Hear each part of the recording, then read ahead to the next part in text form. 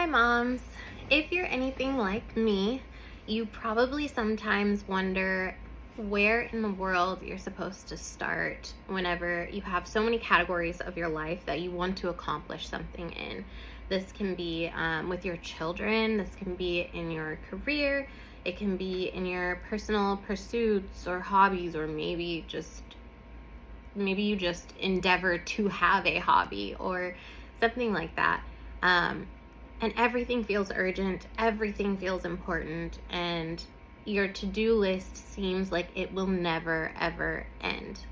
So I think this is very common for the busy working mom. And I wanted to share with you one of the strategies that I use whenever I feel as though there are a trillion different things that I want to accomplish or that I even want to plan out, and I just feel like there's not enough time. So the truth is, time is a finite resource.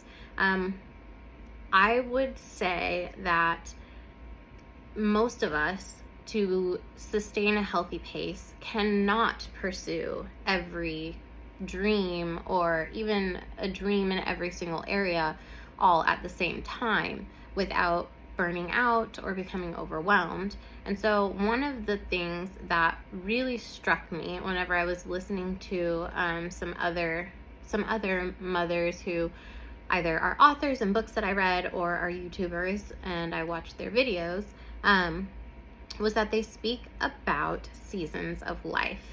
And I hadn't really thought about it that much, to be honest, because in my day-to-day life, I'm just trying to get everything done. And then I think in the hustle and bustle, I forget that things will change. Things are temporary. Right now is so temporary. We only get right now, right now. And sometimes that sounds like a bad thing or discouraging, but please let it encourage you on those days when right now feels like it is never ending and overwhelming and draining. Okay? It will end eventually. So when I think of seasons of life, obviously it's not the same as seasons such as fall and winter, summer and spring. However, it can be. One of the things that I decided to do for myself this summer was write a little list that I will share with you. It's a very short list, but I decided to make myself a nice little poster that said summer of 2025. Let's see if you guys can see the whole thing.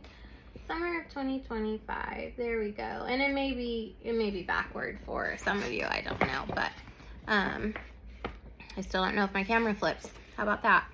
But I wrote on this, life is full of seasons. This is the one I'm in today. No season can be perfect, and each comes with new choices. Here are the things that I will strive to say yes to this season, and the things that I will allow myself to let go of.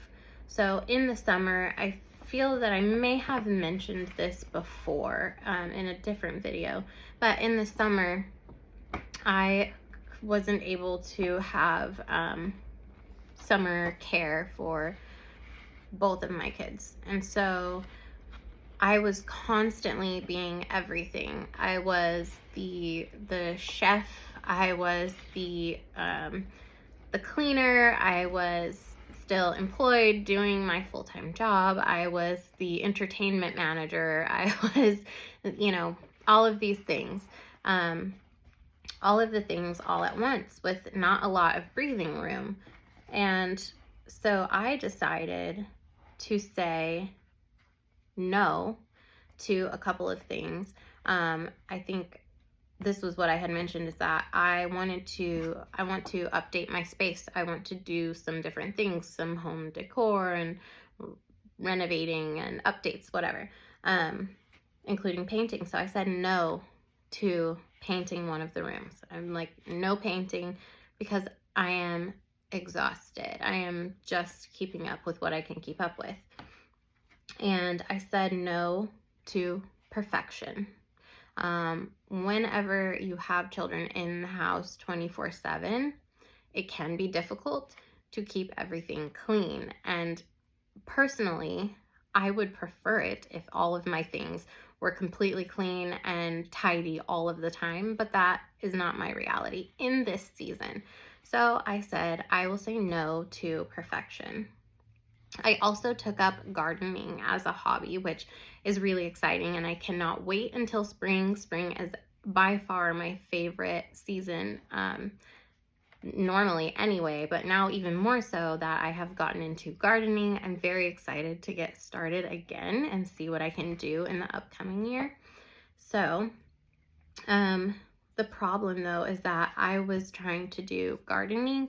I was trying to handle yard work and like putting things up, and I just had a lot of projects. I took on a lot of projects by myself that didn't quite pan out the way that I wanted them to.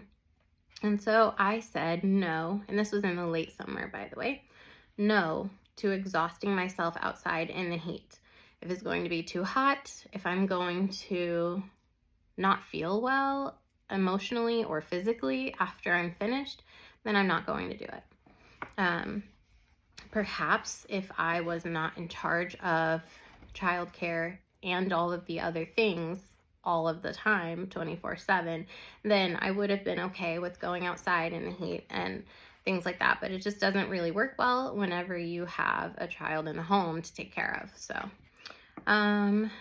I said yes to spend time outside when the weather is nice. That's another thing. Sometimes I just wanted to sit in my overwhelm. Not that I wanted to, but I was so overwhelmed that I just sat on the couch and just was paralyzed by my analysis, of not knowing what to do and being emotionally drained and mentally drained. So when I wrote down yes to spending time outside when the weather is nice, this is my reminder on this poster to go outside, even if it's only for 5 minutes. Go outside, take 3 deep breaths of fresh air, and then come back and sit on the couch if I so choose. And then also I did have to do a little bit of like safety updating type of things in one of my rooms. And then I said yes to play. Yes to play, because my children only get one childhood. And so it was important to me that I remember not only all of the things that I must do, because that can be frankly discouraging, but also to remind myself that there are things that I get to do. I get to be playful because I have children. I get to do things that I would not do if it wasn't for them. So saying yes to play, whenever I sat down and wrote out my yes and no list for the summer, was intentional, and it was just, again, a good reminder of my priorities. This is what, I want my children to remember me as a playful mom, or someone at least who is enjoyable to be around, and not just always overwhelmed, not just always anxious, and not always stuck for what to do or where to go or what to think. So I would encourage you, if you do feel like it, if you feel like there are too many life categories going on and you just don't know what to focus on, I would encourage you to sit down and take stock of what you realistically can handle. For me, I can only handle so many things. So, full-time, having a child full-time, having a full-time job, and having that child at home all the time it's a different dynamic to having your child in school and having a full-time job. There are so many differences, but for me, again, it was temporary because it's the summer. So I just had to be realistic about what are my capacities. And unfortunately, I found out the hard way that if I wanted to do a bunch of work outside, and if I wanted to learn a bunch of outside type of hobbies, I was going to have to pace myself, and I was going to have to decide how much time to spend outside and which days. Did my garden suffer for it? Yes, a little bit. But was it worth it? 100% yes. Yes. And plus, it was my first year really successfully gardening anyway, successfully actually growing things that didn't need my attention every single day. So, next year, I can put in new systems in place to make sure that I'm not neglecting my garden in the way that I I mean, unless I just want to, but that I keep up with it the way that I want to and on my pace. And that is another note about dream life. And hopefully, I'll get into this a little bit later. Um, Not in this video, but in a different video.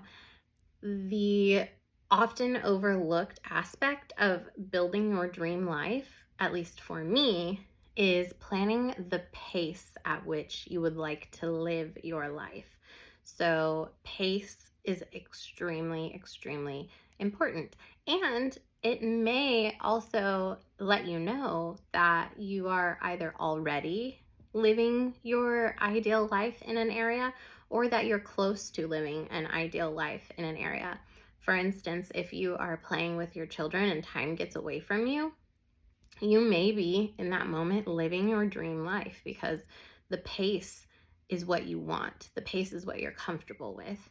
So, again, I'll probably revisit this topic at a later date, but just remember that it's okay to not do everything all at once. And when everything feels like it's a priority, nothing really gets